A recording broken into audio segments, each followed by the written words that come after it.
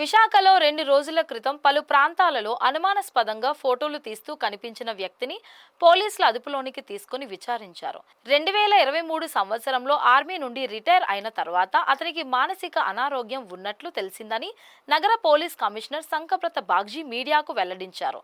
పెద్ద గడ్డంతో ఉండి సూట్ ధరించిన ఆ వ్యక్తిపై అనుమానం కలిగిందని, దీంతో అతడిని అదుపులోకి తీసుకుని విచారించగా విజయనగరం జిల్లా బొబ్బిలి మండలానికి చెందిన వ్యక్తిగా గుర్తించామని చెప్పారు. అతని కుటుంబ సభ్యులతో కూడా మాట్లాడామన్నారు. ఏ విధమైన చెడు నడతకు సంబంధించిన ఆధారాలు లేనందున అతని బంధువులకు అప్పగించామని కమిషనర్ తెలియజేశారు. వయసు 44 సంవత్సరాలు, మెంటల్ ప్రాబ్లమ్స్ ఉన్నాయి.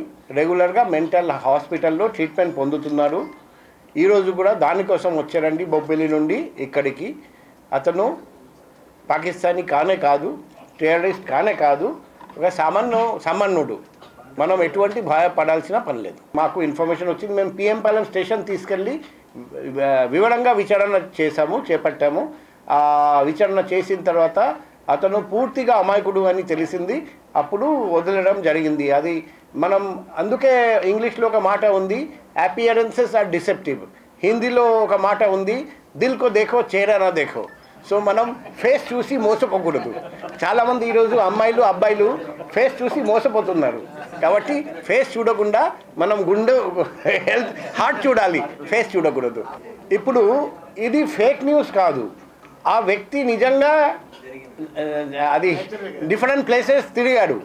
ఆ వ్యక్తి చూసి ఈ వాతావరణంలో చాలామంది భయపడ్డారు. అది కూడా నిజమే. ఇది అతను పాకిస్తానీ, అతని పేరు ఉస్మాన్ బిన్ లాదెన్, అది ఎవరు చెప్పడం లేదు. అవునా కాదా? అయితే ఫేక్ న్యూస్ అవుతుంది. వాళ్ళు ఏమంటున్నారు, మేము భయపడుతున్నాం, ఒకసారి చెక్ చేయండి. కాబట్టి ఇప్పుడు చెక్ చేసి మేము ప్రెస్ రిలీజ్ కూడా ఇస్తున్నాం, తర్వాత సోషల్ మీడియాలో కూడా పోస్ట్ చేస్తాం.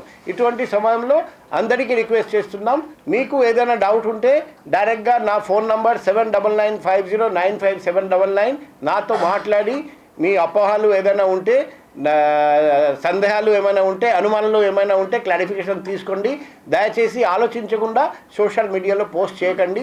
ఎందుకంటే ఒకసారి పోస్ట్ చేస్తే మనం డిలీట్ చేయడం కష్టం, బాగా లోపల వైరల్ అయిపోతుంది.